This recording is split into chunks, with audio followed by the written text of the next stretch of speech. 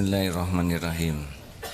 Assalamualaikum warahmatullahi wabarakatuh. Alhamdulillahi rabbil alamin. Sebentar, turunkan ininya.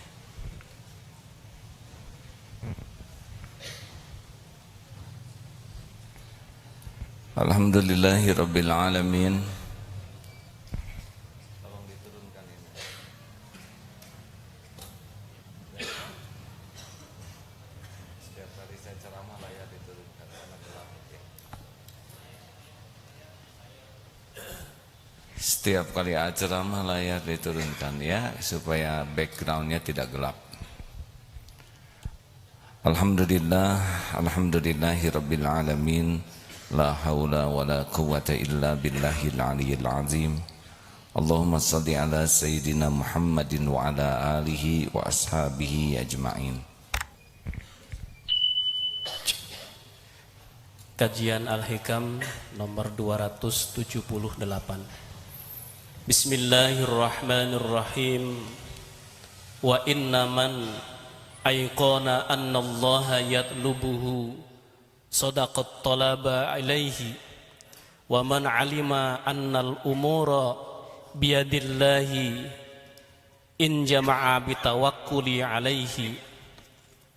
Dan bahwasanya siapa yang yakin bahwa Allah menuntut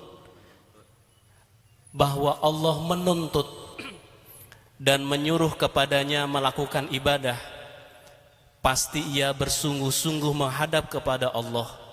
Dan siapa yang mengetahui bahwa segala urusan itu di tangan Allah, maka pasti bulat tawakal menyerah kepada Allah. Ini surat At-Talaq ayat 2 dan 3. A'udzubillahi minasyaitonirrajim. Wa may yattaqillah yaj'al lahu makhrajan wa yarzuqhu min haitsu la yahtasib wa may yatawakkal 'ala Allah fahuwa hasbuh.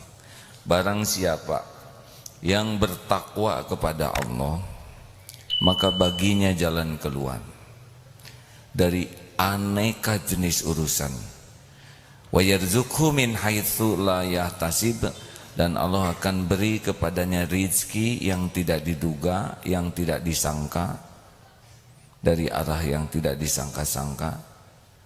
Wa may yatawakkal 'ala Allah, dan barang siapa yang hatinya tawakal, bulat yakin kepada pengurusan Allah, maka Allah jamin dia akan dicukupi. Jadi hadirin, masalah terbesar kita bukan masalah yang sedang kita hadapi. Masalah terbesar kita adalah kualitas ketakwaan kita. Kita ini bodoh kecuali dituntun oleh Allah. Kita ini lemah kecuali dikuatkan oleh Allah. Kita ini fakir, tidak punya apa-apa. Jadi prinsip dasar makhluk itu adalah lemah kecuali Allah memberikan kekuatan, bodoh kecuali oleh Allah diberikan ilmu dan bimbingan, dan fakir, tidak punya apa-apa kecuali Allah yang menitipkan apa yang dia kehendaki sesuka Allah, kapan waktunya. Dan kita ini hanya punya dosa. Kalau amal itu adalah hidayah taufik Allah, kalau dosa adalah pekerjaan kita. Jadi kita memang tidak bisa apa-apa, persis seperti bayi yang baru lahir, tidak tahu apapun. Hanya Allah memberikan kekuatan, memberi ilmu, memberi tenaga, memberi titipannya. Untuk menyelesaikan masalah, kalau tidak dibimbing Allah, pasti ngandelin nafsu, berat. Dan Allah memerintahkan kita patuh kepadanya, yang disebut takwa. Takwa itu keyakinan yang berbuah patuh dan pasrah. Dan kalau kita makin takwa, makin datang tuh bimbingan Allah. Makanya yang harus kita cemaskan dalam diri ini bukan masalahnya, karena semua masalah itu sudah dirancang oleh Allah. Yang kita cemaskan, kita kurang yakin ke Allah, kurang patuh, kurang pasrah. Kalau orang-orangnya sudah yakin, patuh, pasrah, Allah suka, ya sudah, urusan itu dibereskan. Apakah dibereskan kita tidak ikhtiar? Terserah Allah. Kalau kita harus ikhtiar, kita akan dibimbing, kita akan dikasih ilmunya, kita akan dengan dipertemukan dengan orang yang jadi jalan, kita akan diatur, diberi ide, diberi gagasan, diberi ketenangan, diberikan langkah-langkah. Kalau mau bicara dituntun bicaranya, kalau mau mikir dituntun pikirannya. Emang dipikir kita ini pinter? Enggak, ya. Kita bahkan tidak mengerti otak kita seperti apa. Betul? Tidak ada yang jago. Yang jago-jago tuh karena Allah saja lagi melindungi. Walaupun ribuan kali terjun, kalau waktunya Allah bikin mati, ya mati saja, nggak ada jago. Walaupun berkuda segitu jagonya, kalau Allah mau bikin jatuh, ya tinggal jatuhin saja. Jadi sebetulnya tidak ada jago, tidak ada ahli. Yang ada tuh ya cuman karunia Allah saja. Makanya kalau kita taat dan Allah mau ngasih jalan keluar, terserah Allah. Mungkin dimasukkan idenya ke kita, kepikir dari tafakur. Mungkin kita dipertemukan dengan orang yang lebih pintar dalam hal ini, sehingga memberikan masukan. Mungkin kita akan dibantu oleh orang-orang yang lebih kuat, yang lebih mengerti. Nanti ketemu dengan solusinya. Makanya hadirin, jangan risau dengan masalah yang ada. Risaulah kedekatan kita ke Allah. Nah sekarang tentang keperluan kita, ya, kita tuh nggak ngerti keperluan kita apa. Coba kita perlu, coba jelaskan. Ini kan pada punya mata ya. Adek, maaf sini sebentar. Tolong jelaskan keperluan untuk menumbuhkan rambut. Pakai sampo, terus pakai vitamin. Iya. Gitu ya. Jadi untuk menumbuhkan rambut tuh pakai sampo dan pakai vitamin gitu. Oh ya, ya, terima kasih ya. Banyak yang belum punya sampo dan belum punya vitamin, rambutan juga. Coba sini, Dedek yang mau diwisuda. Adek kan punya ini ya, air mata. Tolong jelaskan komposisi air mata serta jumlahnya, serta bagaimana supaya air mata ini ngepas ya, nggak kurang, nggak kebanyakan. Gak tahu. Sudah berapa lama punya mata? 23 tahun. Tidak tahu kan kita ya. Dek, sini ini saya lihat ini lebih jelas lagi. Tolong bagaimana untuk menumbuhkan gigi ya, supaya tidak kepanjangan dan jumlahnya tidak kebanyakan. Gak bisa kepikir. Tidak kepikir. Kenapa semuanya memanjang, giginya enggak? Panjang terus ya kan. Bayangkan tidak, tubuh membesar, gigi memanjang tuh sampai penuh. Satu lagi sini deh. Ini sudah ada lama nih. Gimana supaya air ludah komposisinya apa saja supaya nggak kebanyakan? Belum ada ilmunya. Tidak ada. Kenapa kita nggak kebanyakan air ludahnya?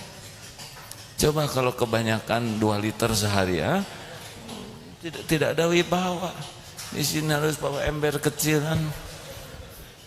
Coba kebayang tidak presiden bawa taplak di sini? Nyaris kita tidak tahu apa-apa tentang tubuh ini, benar? Tapi beres tidak urusan tubuh ini? Jawab, beres tidak?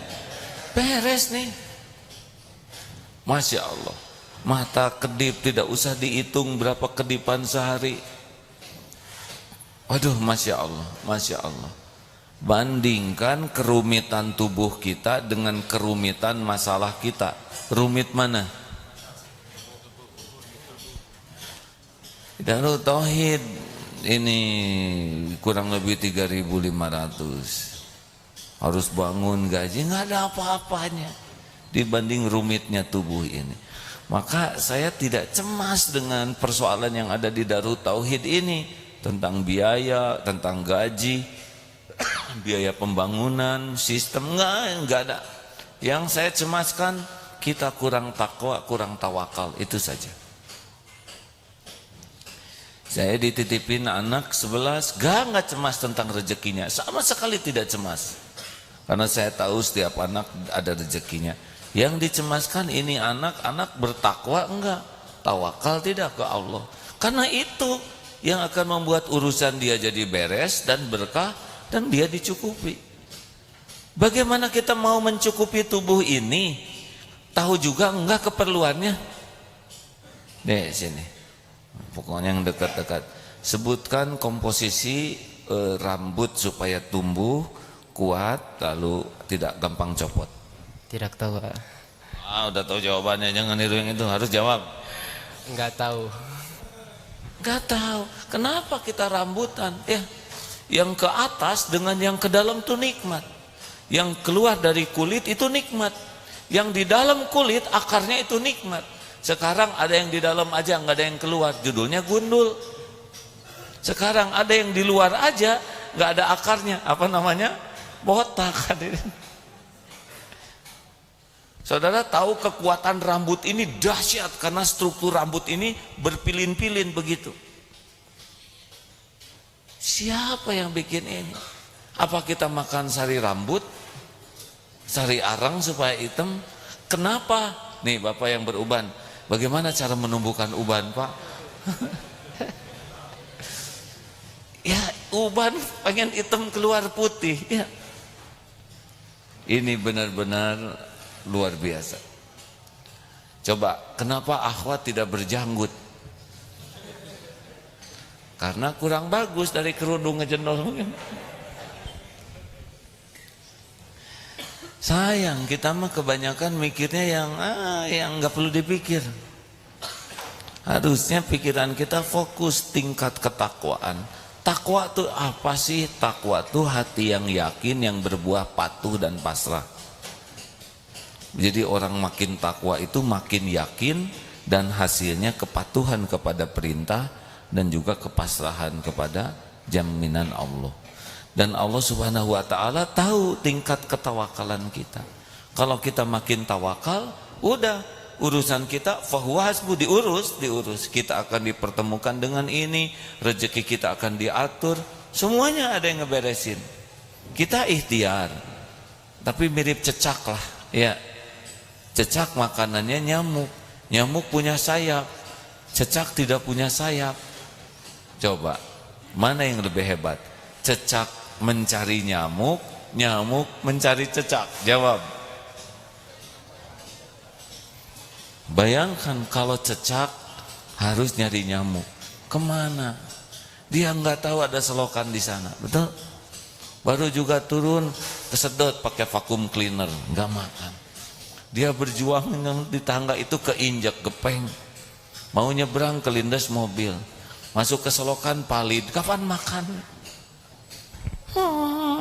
Terus kalau dia jaraknya 1 meter dari cecak, jatuh, tetap aja ngedeketin itu.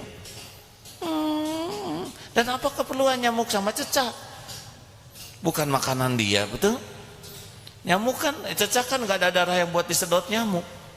Tapi kenapa dia ngedeketin cecak sampai ada dalam jangkauan lidahnya? Karena rezekinya harus ngedeketin. Jelas hadirin, ikan paus itu 4 ton makanannya sehari. Coba kalau bibirnya kecil seperti apa tuh, ikan duyung, bisa kram ini ya. Untuk makan 4 ton ngunyahnya bisa kaku. Tapi dibuat ikan paus itu mulutnya tuh seperti gayung sirip yang besar, ada bolong-bolongnya di sini, dan si makanannya itu dibuat ngumpul. Coba kalau ikan paus makanannya satu-satu bisa kram mulut. Ya. Dibuat ngumpul makanannya. Kenapa makanannya ngumpul? Karena makanan ikan paus punya makanan plankton. Nah, plankton itu makanannya dari EO, BAB dan BA pipisnya ikan paus.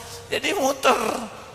Ikan paus mengeluarkan itunya, outputnya itu dimakan oleh ikan-ikan kecil yang makan plankton, udah ngumpul dimakan lagi.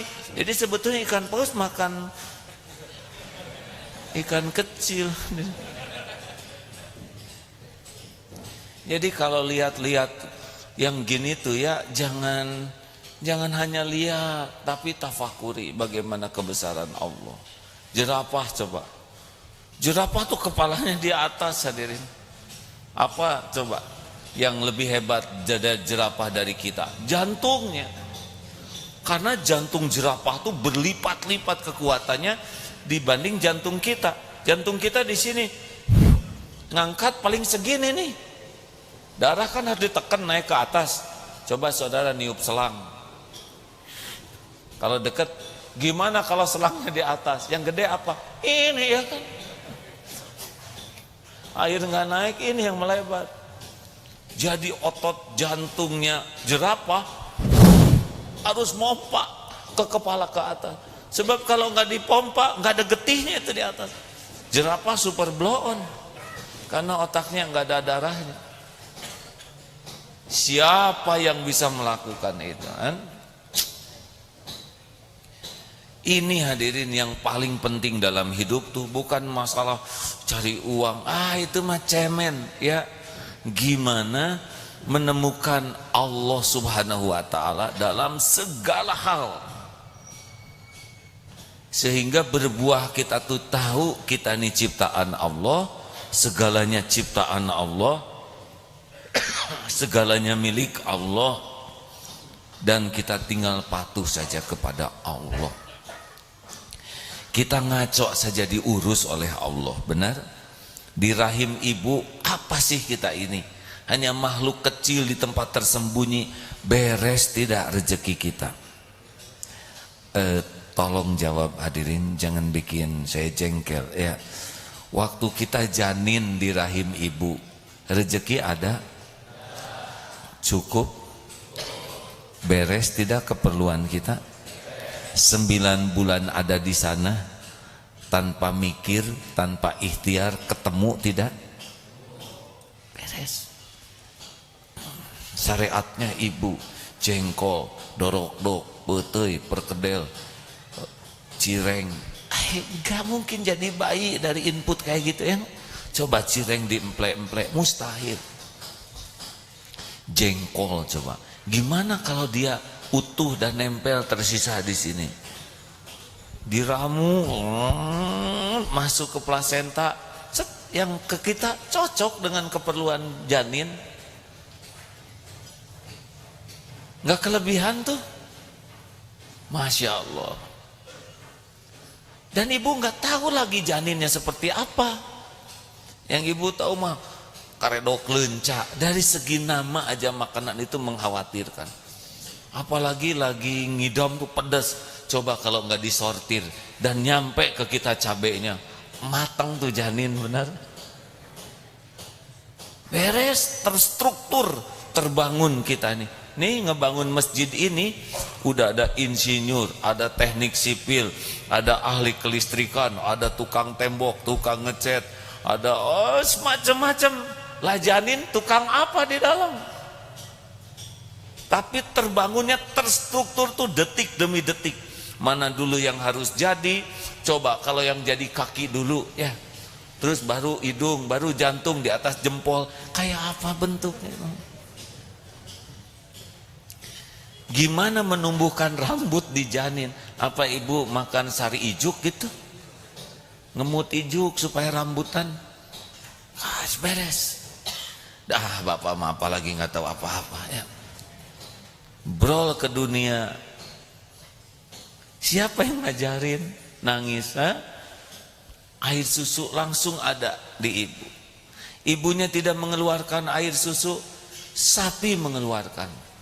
Coba itu, mana yang ngedeketin? Bayi ngedeketin sapi, sapi ngedeketin bayi. Pak, jawab. Hah?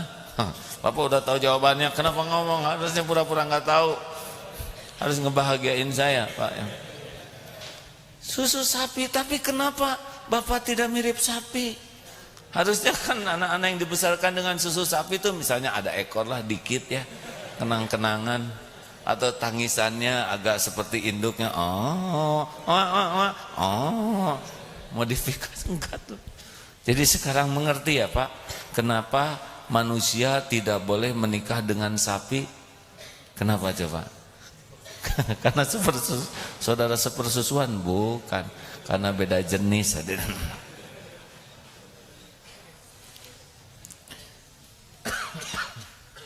Jelas? Jadi udahlah, jangan ribet dalam hidup ini ya. Jangan kebanyakan segala dipikir. Pikirnya bagaimana saya bisa patuh ke Allah dengan sepenuh hati, yakin dengan janji jaminan Allah. Nanti itulah yang akan menjadi jalan beres urusan kita. Dan bukti beres lah. Bapak sudah berapa lama di dunia Pak? Maaf Pak, 55 tahun lah. Bareng dong kita, jangan-jangan kembar Pak. Kenapa beda ya? Bapak ini 6 berapa? 61, kacek beberapa bulan. Bulan apa Pak? September, saya Januari 62. Udah lama lah kita. Pernah nggak Pak Allah nggak ngasih makan barang 2 hari gitu? Makan terus ya Pak? Atau Allah lupa ngasih minum lah gitu ya? Sehari? Enggak. Atau Allah nggak lupa ngasih napas ke Bapak bangsa sejam gitu? Beres. Padahal itu mutlak loh Pak. Atau jantung Bapak misalkan dicepetin oleh Allah gitu kan? Nggak ada tuh, tetap jantungnya ngepas ya, tanpa kita tahu ngatur ritme jantung. Atau mungkin Bapak pernah air ludahnya kebanyakan, air mata kebanyakan ciremai, enggak. Atau oksigen misalkan oleh Allah dikurangin lah, enggak. Tanpa kita pikir beres urusan kita, benar? Padahal ini rumit sekali. Bandingkan dengan masalah keluarga, masalah anak, masalah kantor, nggak ada apa-apanya.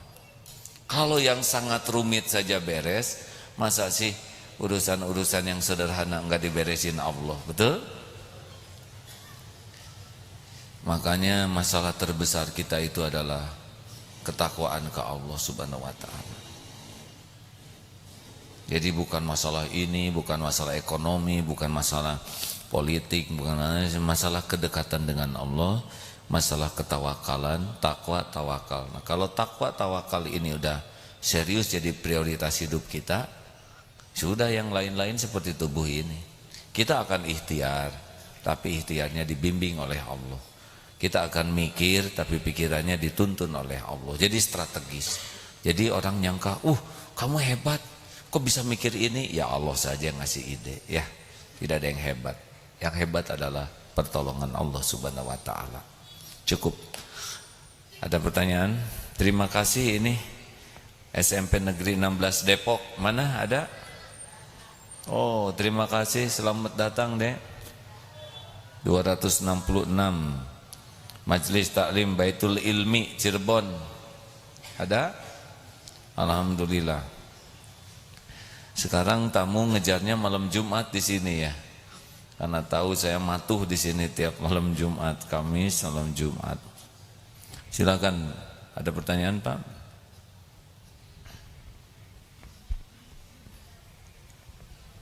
Bismillah, Assalamualaikum warahmatullahi wabarakatuh. Izin bertanya. Silakan. Di suatu masjid ada imam yang bacaannya saya rasa sangat cepat, bahkan seringkali saya tertinggal bacaan di setiap rukunya. Yang saya tanyakan, sebaiknya solusi seperti apa yang harus saya lakukan? Apakah menegurnya secara baik-baik ataukah berbicara kepada tokoh di sana untuk memberitahukan? Baik, sebetulnya forum ini khusus untuk kajian tauhid ya, tapi tidak apa-apa karena udah keburu nanya ya. Kalau ada yang seperti itu sebaiknya bicara kepada yang lebih berwenang, yang mungkin perkataannya lebih didengar, yang perintahnya lebih dipatuhi. Kalau kita yang lebih muda bicara, pertama belum tentu pembicaraan kita ini caranya baik, yang kedua beliau belum tentu mau dengar dari yang muda gitu. Lebih baik masukan, dan kalau memberi masukan jangan pakai penilaian. Menurut saya imam ini nggak bagus, itu udah penilaian. Pak, saya dengar tadi, nggak boleh sering. Kalau sering tidak jelas. Pada waktu sholat maghrib, bagi saya bacaannya merasa terlalu cepat. Saya tidak tahu pendapat jamaah yang lain dan saya belum paham bagaimana hukumnya. Silakan Bapak cari informasi. Gitu. Jangan-jangan hanya kita saja yang merasa salah, ya. Gitu. Ya. Jadi kalau mau mengatakan sesuatu harus bal, benar, akurat, lengkap. Salah satu tidak bal adalah sering. Imam itu sering melakukan kesalahan. Orang itu banyak sekali. Nah, banyak, sering ini tidak jelas. Tuh banyak orang yang kecewa tuh datang ke sana, nanti tanya, berapa juta? Oh, enggak ada jutaan. Berapa ribu? Enggak juga. Berapa ratus? Adalah ada 50 orang? Enggak. Berapa orang? Ya ada 2. Kan gimana 2 jadi banyak? Pertanyaan tentang kajian kita ada? Jadi fokusnya adalah hidup ini adalah apa yang Allah perintahkan, itu fokus kita. Dan jauhi apa yang Allah larang. Mikrofon harus dekat, ya. Tanpa mikrofon kurang tersimak suaranya. Ini dulu. Bismillahirrahmanirrahim. Assalamualaikum warahmatullahi wabarakatuh. Saya ingin bertanya, tadi saya di materi mendapatkan penjelasan bahwa kita itu kalau sholat harus merasakan disolatkan gitu. Nah mungkin berarti maksudnya disolatkan dan juga hidup ini digerakkan oleh Allah itu seperti apa gitu. Jadi tadi di sholat itu kita itu harus bisa merasa bahwa diri ini disolatkan gitu. Nah, itu maksudnya gimana? Saya juga kurang tahu. Ya atau tanya ke beliau. Gini ya, untuk khusyuk ini beragam tekniknya. Karena tiap orang punya beragam latar belakang. Tapi yang jelas sholat khusyuk ini kata kuncinya adalah penting. Kita akan khusyuk dalam situasi penting, pasti itu. Kita kurang fokus tuh kalau kurang penting. Jadi yang pertama ini, orang baru bisa khusyuk dalam sholat ketika yakin sholat itu merupakan momen penting. Penting itu menentukan. Coba lihat orang yang mendapatkan vonis, serius. Atau menjelang ijab kabul, ada nggak yang main-main gitu ya? Ngagoler di masjid mau ijab kabul? Mustahil. Saya nikahkan saudara Fulan dengan putri kandung saya dengan mas kawin 1 kuintal emas dibayar tunai. Siap. Nah, pasti dia fokusnya sama komandan yang ini ijab kabul Pak ulang. Kan ada yang begitu tuh saya lihat di YouTube. Siap katanya. Salah Pak, dasar tentara yang harusnya terima saya nikah. Siap-siap naon ya. Enggak sah ijab kabul begitu. Fokus. Benar? Pernah lihat enggak pemanah yang enggak fokus? Pasti tetangga yang ngejerit. Pertandingan makin penting makin fokus, betul? Pernah ada yang penaltinya nggak fokus, pasti fokus dengan tekniknya. Jadi pertama kali orang sholat khusyuk tuh dia merasa enggak ini pertemuan penting tidak. Nah sesuatu dianggap penting kalau kita bertemu dengan yang menentukan, pasti penting itu. Nah sedangkan Allah yang menentukan segalanya. Wasta'inu bisabri wassalah. Ketika kita sadar Allah yang maha menentukan dan sholat tempat jalannya keputusan itu sholat menjadi penting.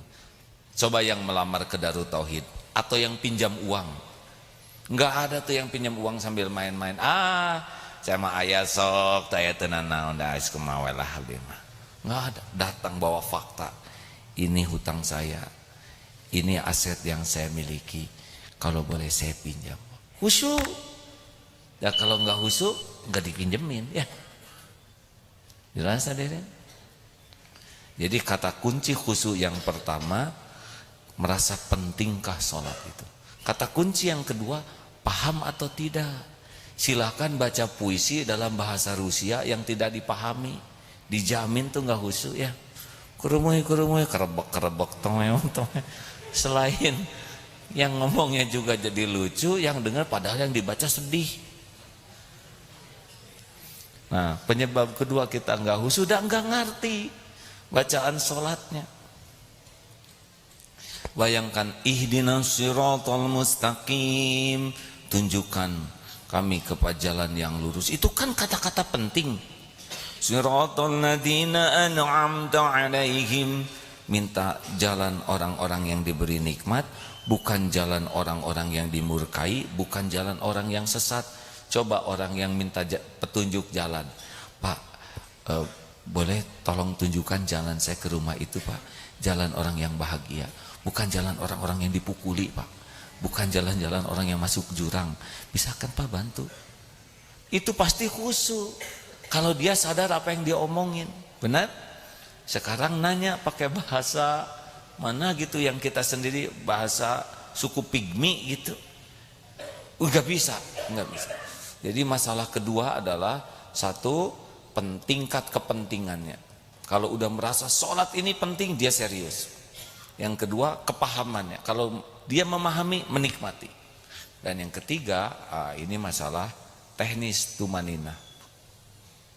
Kalau orang sudah bulat tumanina, setiap gerakan, setiap bacaan itu hadir. Saya belum merasakan tuh disolatkan oleh Allah tuh, enggak. Kalau saya sholat, saya merasa aja Allah sedang memperhatikan saya. Allah menentukan saya sesudah sholat ini. Jadi sekuat tenaga dijaga. Gerakan, bacaan, hadir. Mulut berucap, hati hadir. Ya seperti sekarang aja begini. Saya yakin saudara mendengar dan direkam lagi. Sekuat tenaga, hadirlah tiap kata-kata. Jangan ada yang sia-sia. Terakhir, ya.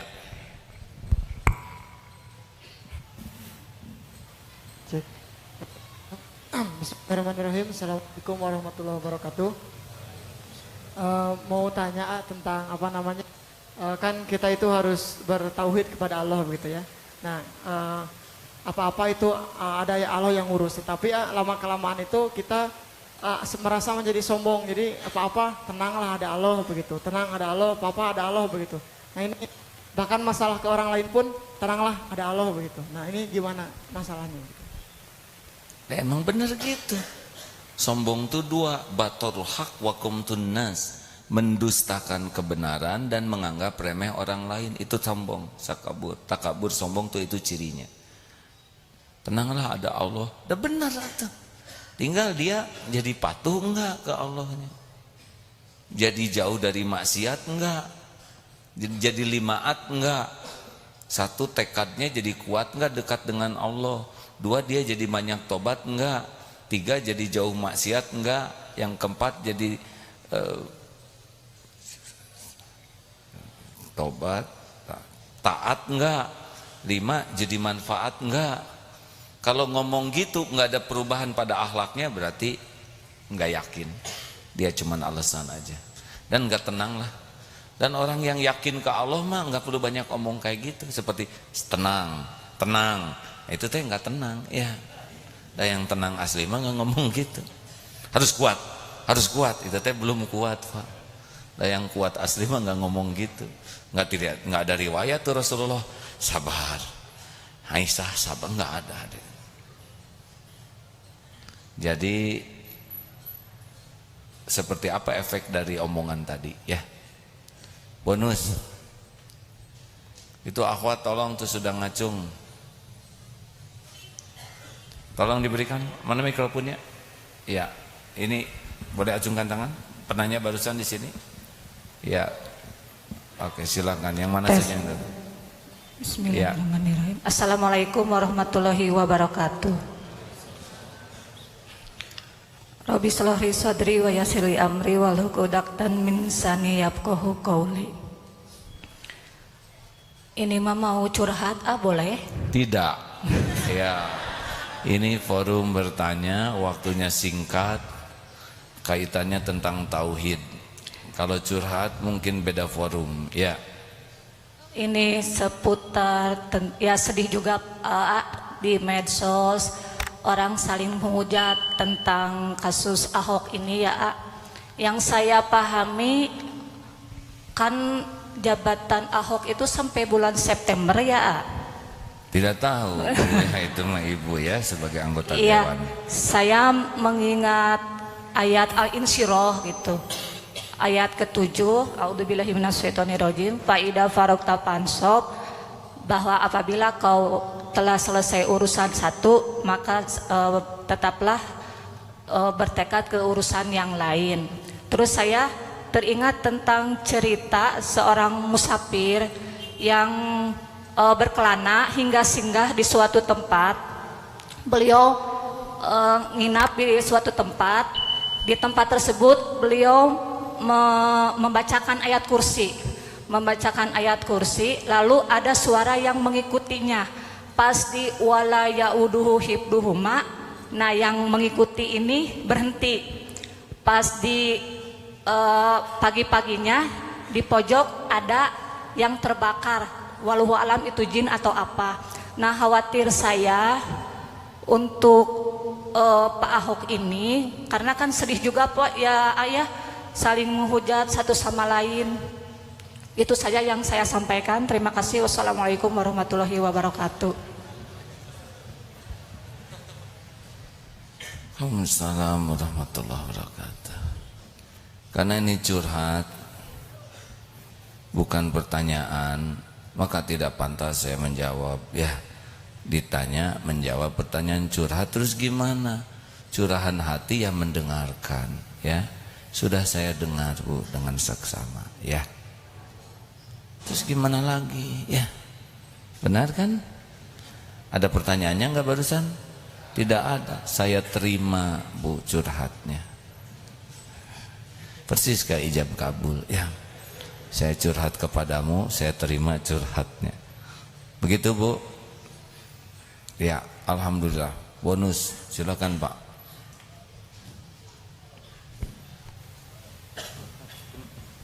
Tentang Pak Ahok. Pak Ahok itu ciptaan Allah, spesial untuk Indonesia. Umat Islam banyak hikmahnya. Yang paling penting kita harus berubah jadi lebih baik. Jangan sampai mirip. Ya, doakan Pak Ahok supaya dapat hidayah. Jadi Islam yang soleh. Sebagaimana doa kita kepada orang-orang yang belum dapat hidayah, ya. Kalau belum Islam aja ya nggak usah dipilih, ya, sederhana. Tapi siapa yang nanti jadi gubernur Jakarta, pasti itu keputusannya di tangan Allah Subhanahu Wa Taala. Ya, silakan. Assalamualaikum warahmatullahi wabarakatuh. Terima kasih. Sebelumnya saya ingin menanyakan, kenapa sih kita harus sholat gitu kan? Jadi dalam diri saya itu bertanya, kita ini beruntung gitu karena dilahirkan sebagai keluarga Islam gitu kan.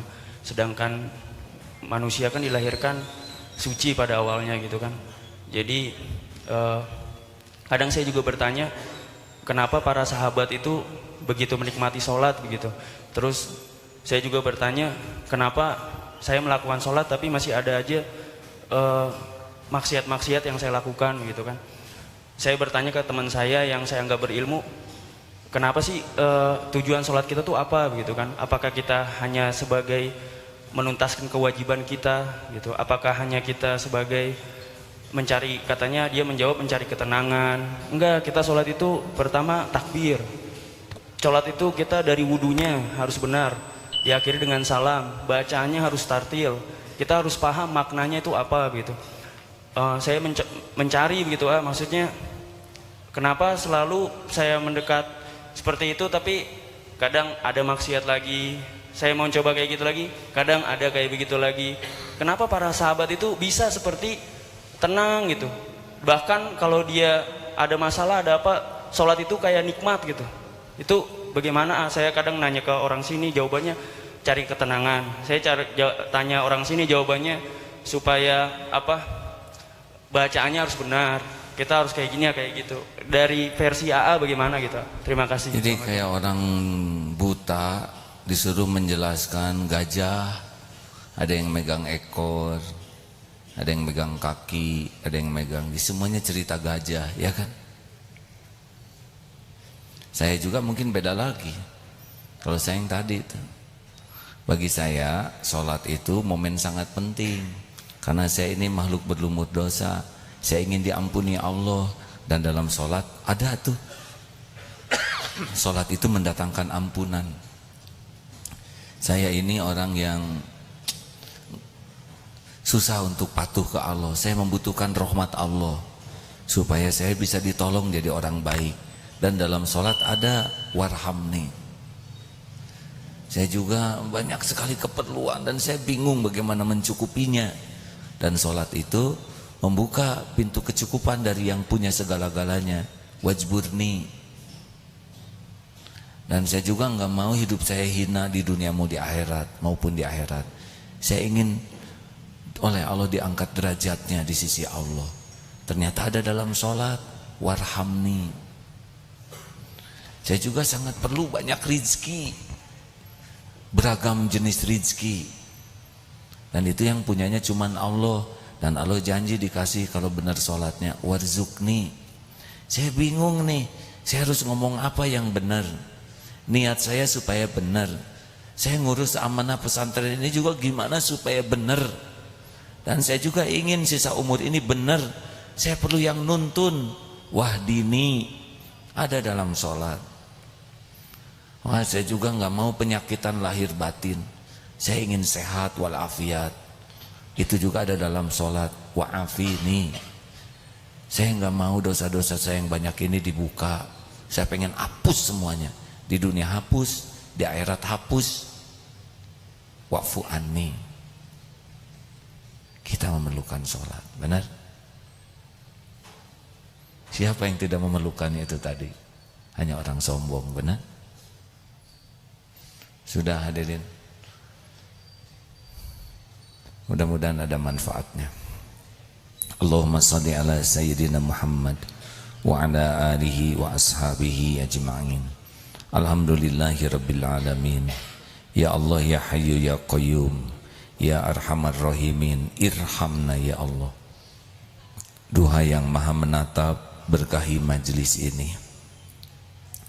Catatkan pertemuan ini benar-benar pertemuan yang Engkau ridhoi. Pertemuan penuh ampunanmu ya Allah. Ampuni sebusuk dan sebanyak apapun dosa yang kami lakukan. Hapuskan ya Rabb aib-aib yang selama ini kami tutupi, sembunyikan. Ya Allah, berikan kekuatan kami menghindari maksiat. Berikan kekuatan kami menjauhi dosa. Allahumma inna nas'aluka imanan kamilan wa yaqinan sadiqan wa qalban khashian wa lisanan zakiran wa amalan salihan maqbulan.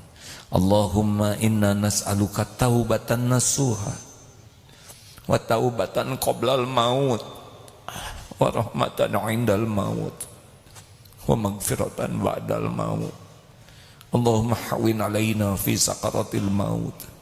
Allahumma inna nas'aluka husnal khatimah wa na'udzubika min su'il khatimah. Allahumma inna nas'aluka ridhaka wal jannah wa na'udzubika min sakhatika wan nar. Allahumma ighfir lana wa li walidina warhamhum kama rabbawna shighara. Rabbana Allahumma ighfir lil mu'minina wal mu'minat wal muslimina wal muslimat al ahya'i minhum wal amwat. Rabbana atina min ladunka rahmah wa hayyi lana min amrina rasyada. Berkahi majlis ini ya Allah. Catatkan siapapun yang hadir ahlul taqwa, ahlul tawakal, ahlul istiqamah, ahlul jannah. Amin ya rabbal alamin. Rabbana atina fid dunya hasanah wa fil akhirati hasanatan wa qina adzabannar. Subhana rabbika rabbil izzati amma yasifun. Wassalamun alal mursalin walhamdulillahi rabbil alamin. Terima kasih. Subhanakallahumma wa bihamdik asyhadu an la ilaha illa anta astaghfiruka wa atubu ilaik. Assalamualaikum.